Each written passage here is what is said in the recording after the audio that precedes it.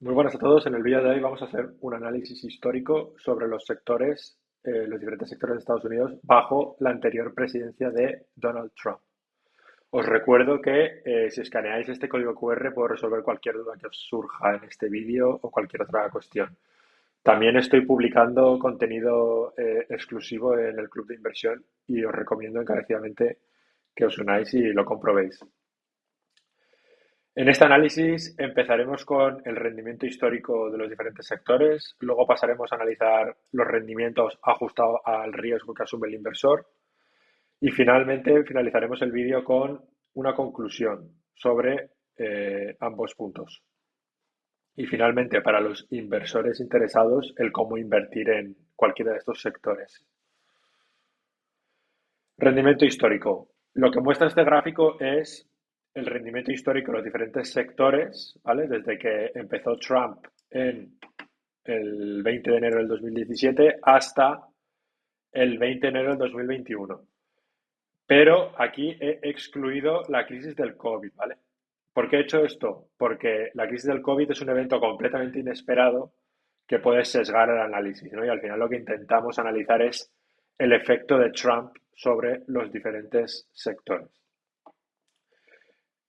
¿Cómo he excluido la crisis del COVID? Pues he quitado de la base de datos todas las fechas entre el 20 de febrero del 2020 y el 10 de agosto de 2020, que fue cuando empezó la caída del S&P y luego en agosto fue cuando se acabó recuperando.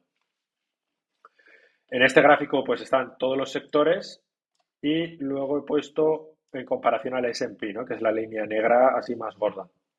Como podemos ver, solo dos sectores lo acabaron haciendo mejor durante el periodo, que fueron el tecnológico, ¿vale? Y el consumo discrecional. Esta tabla lo que nos muestra es el rendimiento acumulado de cada sector. Bueno, es básicamente como un resumen de la anterior diapositiva, de la anterior gráfica. Como podemos ver, el S&P tuvo un retorno total de 84,5% y fue solo superado por el consumo discrecional, que el consumo discrecional pues puede ser un Amazon, un Apple, etcétera, ¿no? Consumo que no es necesario.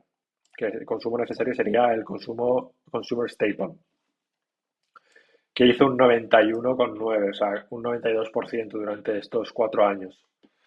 Y luego el sector tecnológico, que fue el mayor beneficiado, que hizo un 167%. Estos retornos no son exclusivos a que Trump era presidente, ¿vale? Hay muchos más factores macroeconómicos que influyen y esto lo explicaremos mejor en la conclusión, pero me gustaría dejarlo claro ya. Y luego, pues, el único sector que parece que tuvo un mal periodo fue el energético, ¿no? Que acabó bajando un 1,6. Esto es bastante curioso porque se supone que Trump es bastante pro, bueno, de regularizar todo el tema del medio ambiente y tal, y no está a favor de poner, pues, prohibiciones, cuotas de CO2, etcétera, ¿no? Entonces se supone que el sector energético lo debería hacer mejor, pero como podemos ver, no fue así.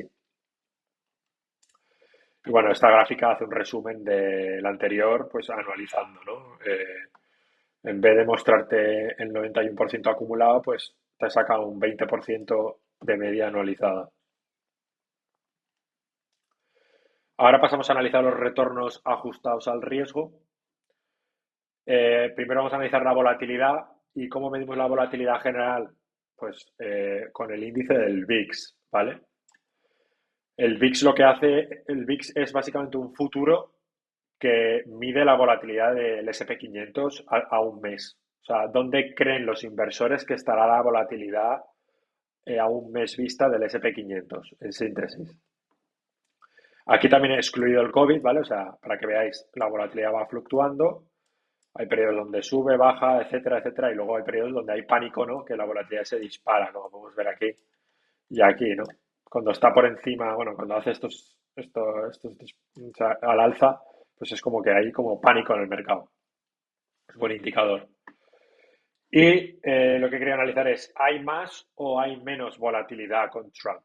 Pues la lógica lo que diría es que con Trump hay más volatilidad porque como es un presidente muy activo en redes sociales que de repente anuncia que va a hacer una guerra comercial con China, etcétera, pues puede haber más volatilidad, ¿no? Puede parecer que haya más volatilidad, pero realmente hay menos volatilidad. La estadística dice que con Trump eh, la volatilidad media es de un 15,80, cuando normalmente la volatilidad histórica de este índice es del 19,47. Y luego la desviación también es menor, ¿vale? En un 5,47, mientras que normalmente la volatilidad es superior, en un casi 8%.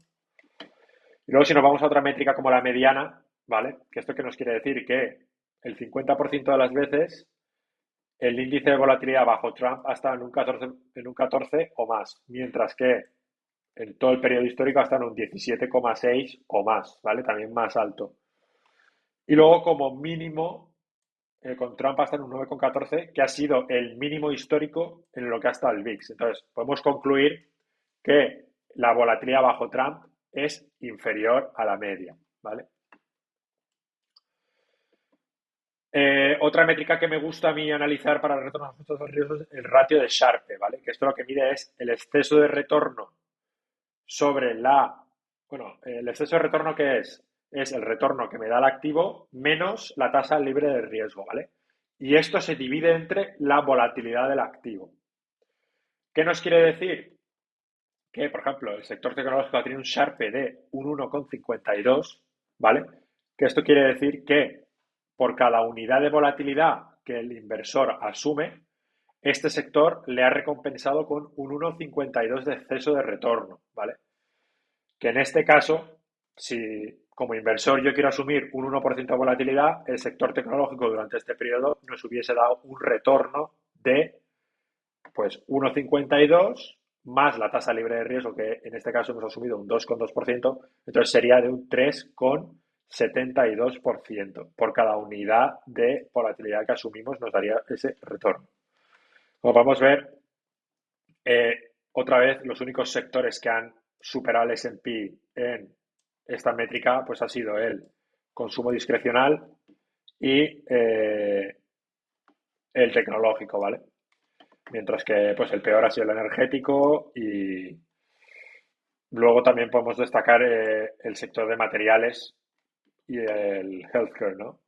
Como también en ese podio. Otra métrica que se puede utilizar para analizar los retornos ajustados al riesgo es, en vez de utilizar la volatilidad, utilizamos la beta, ¿vale? Que es la sensibilidad de los retornos de un activo a su índice de referencia. En este caso hemos utilizado el S&P, obviamente el alfa del S&P es cero, y como podemos ver, aquí ya hay más sectores que lo hacen mejor en términos de rentabilidad-riesgo que el S&P, ¿vale? Tiene el consumo discrecional, como he mencionado antes, el real estate, sorprendentemente, el sector tecnológico, utilities, ¿vale? Utilities es, pues, por ejemplo, una Iberdrola sí, o sea, eléctricas y gestión de residuos, etcétera. Y luego también lo ha hecho mejor el healthcare, ¿vale? Con un alfa anualizado pues del 1,6%. ¿Esto qué quiere decir? Que si nosotros asumimos, digamos que el S&P da un retorno de cero, utilities en teoría nos estaría dando un retorno del 11%, ¿vale? Mientras que el S&P nos estaría, o sea, el tecnológico nos estaría dando un retorno del 5,6, ¿vale? Asumiendo que la sensibilidad o sea, que digamos que Utilities tiene una beta de 0,68 y el S&P es de 1, obviamente, pues sí, el S&P sube un 1%, Utilities normalmente sube un 0,68 más 11%, ¿vale?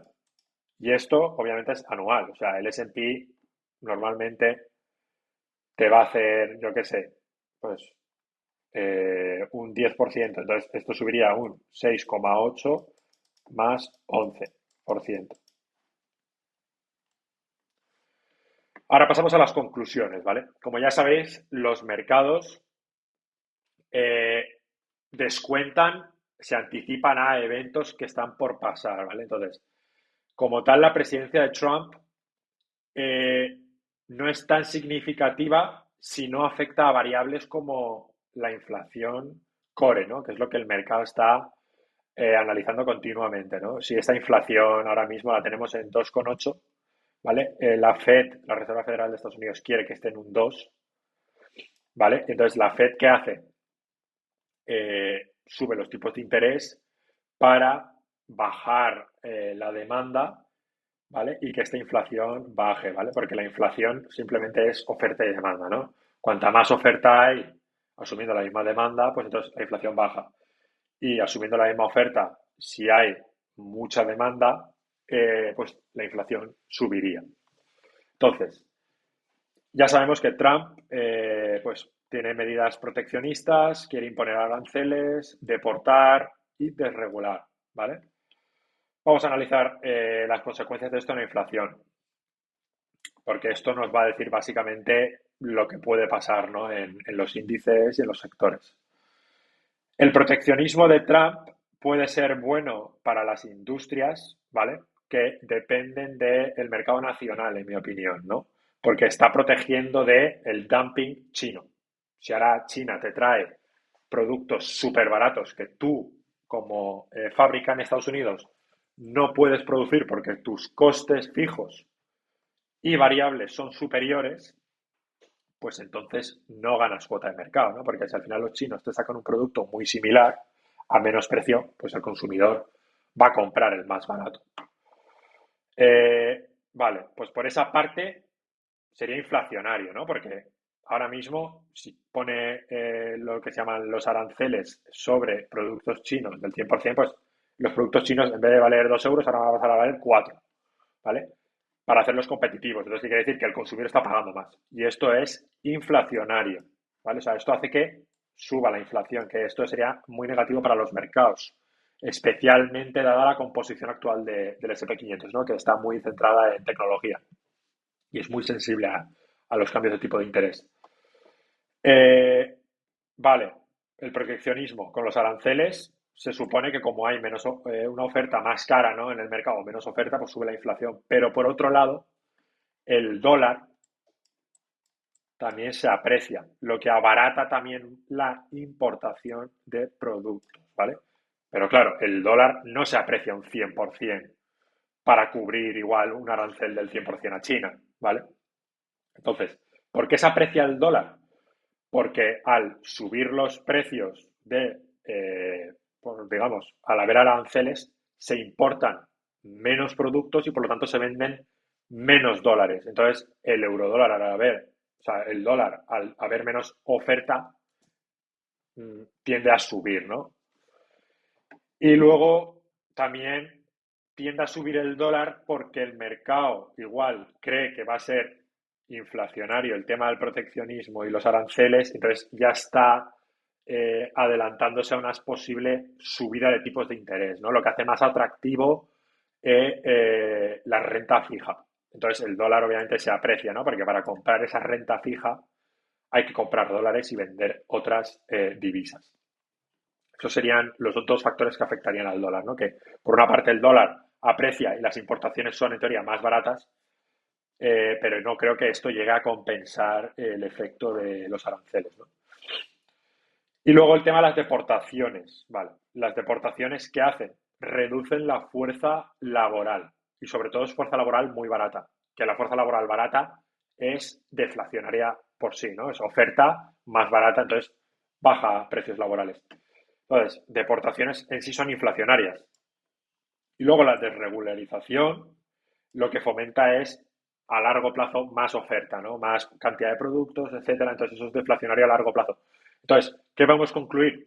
A corto plazo, Trump, si cumple con lo que dice, podría llegar a ser inflacionario. Podríamos llegar a ver la inflación subir del 2,8 al 3, 3,5, 4, estabilizarse en esa zona, la cual es una zona muy peligrosa porque forzaría a la Reserva Federal a subir los tipos de interés en torno al mantenerlos sobre el 5,5, por lo menos, ¿vale?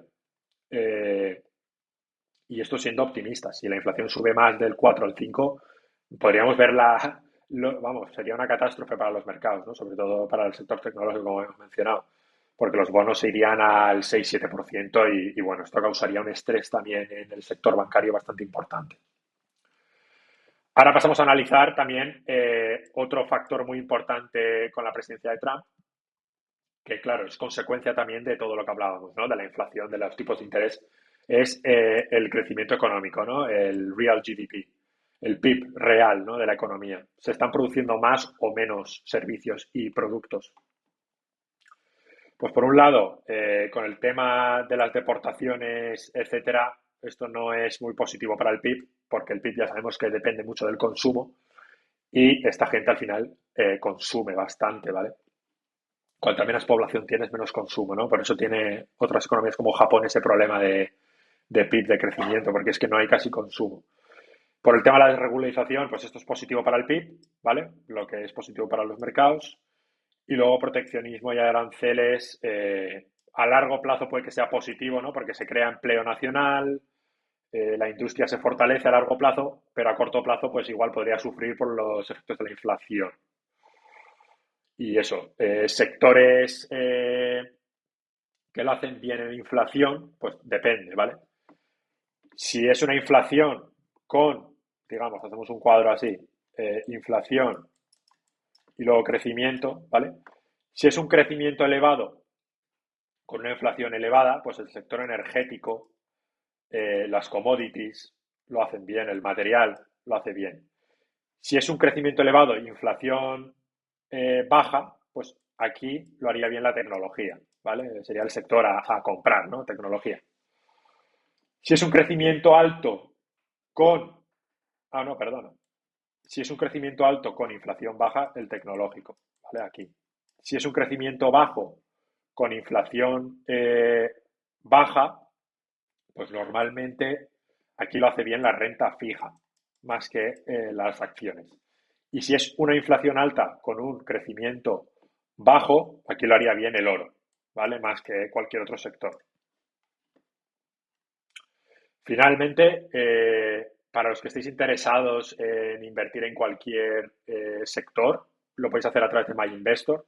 Normalmente, para invertir en sectores específicos se utiliza un ETF, ¿vale? Y si no os aclaráis o lo que sea, podéis reservar escaneando este código QR una reunión conmigo y os puedo explicar cómo se hace. Primero, obviamente, tenéis que tener una cuenta en MyInvestor, que si os registráis con este código o con el link que voy a dejar en los comentarios, os darían 20 euros gratis, ¿vale? Y eso sería todo. Si os ha gustado este vídeo, agradezco un comentario, like y recomendaciones y estoy abierto a cualquier discusión, cualquier crítica es bienvenida y muchas gracias por vuestra atención. Un saludo.